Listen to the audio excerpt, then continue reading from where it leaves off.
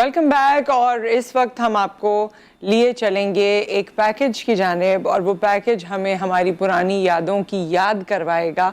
पुरानी यादें इस तरह की हमारी जो प्रैक्टिसेस हुआ करती थी। आपको याद होगा कि पहले घरों में जब टीवी नया नया आया था तो उसे भी पर्दे में रखा जाता था, या उसके वो जो एक यूँ इस तरह के शटर्स से होते थे जिसमें बंद करके कुछ लोग रखते थे, कुछ लोग कपड़े से उसको ढांप के रखते थे। फिर और हमारी ऐसी बहुत सी रिवायतें हुआ करती थी। आहिस्ता आहिस्ता आहिस्ता जबकि टेक्नोलॉजी ने उनकी जगह ले ली है और चीज़ें आसान हो गई हैं, चीज़ें फैंसी हो गई हैं, एडवांस हो गई हैं, विच इज़ गुड इन अ वे। लेकिन जो हमारी वो वाली याददाश्त थी ना, जिसमें हमारे घर की ख़वातीन का बड़ा एक किरदार हुआ करता था, वो आहिस्ता आहिस्ता हमसे छूट रही हैं। सो ऐसे ही एक हमारी याद है, और वो खेतों के हवाले से है, क्योंकि पाकिस्तान एग्रो बेस्ड इकॉनमी है। हमारे पास खेत, हमारे पास जिस तरह से काश्तकारी होती है उसका एक बड़ा कल्चर भी है, निज़ाम भी है, और उसकी एक रैंकिंग भी है पूरी दुनिया में। सो हमारे पास कुछ प्रैक्टिसेस होती थी जो अब उस तरह से नहीं होती हैं। बुशरा इस पे क्या कहती हैं, हमारी ब्यूरो चीफ हैं कोयटा से, उन्होंने ये पैकेज बनाया है, इसे आप मुलाहिजा फरमाइए, उसके बाद वापस आते हैं। खेतों में फसलों के दरमियान लगे पुतले अब अमूमन फिल्मों के खौफनाक सीन में देखने को मिलते हैं।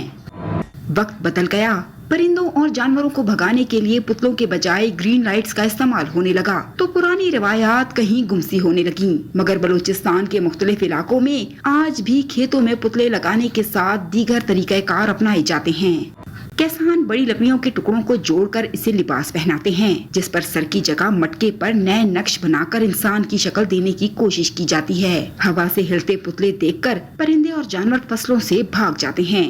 एसी के लिए लगाया, कोई इधर आदमी आता है या चिड़िया आता है तो जो खाता है चिड़िया, वो उसको लिए लगाया इसको।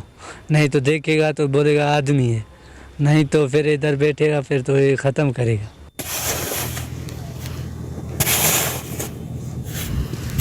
खेतों में पुतलों की जगह जूते लगाने का रिवाज भी आम है। किसान इसकी वजह जहां जानवरों और परिंदों को भगाने की वजह बताते हैं, वहीं इनका कहना है कि जूते फसलों को नजरे बद से भी महफूज रखते हैं।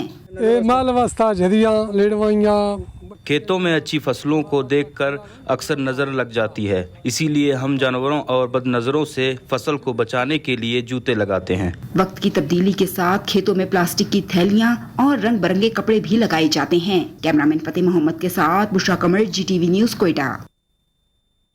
जी, सो ये आपने देखा, और ये स्केयर क्रो जिसको हम कहते हैं, और अंग्रेज़ी फ़िल्मों में वाकई ये बिल्कुल एक पुतला दिखाया जाता है और उसको ड्राउनी शक्ल दे दी जाती है। लेकिन इसका एक जिस तरह से इस्तेमाल हो रहा है बलूचिस्तान में, वो बहुत ही फ़ैसिनेटिंग है। वैसे पहले तो काफ़ी हुआ करता था, सिंध में भी हुआ करता था, अब उसकी जगह जो है वो टेक्नोलॉजी जिस तरह दिखाया गया कि मुख्तलिफ़ चीज़ें ले रही हैं।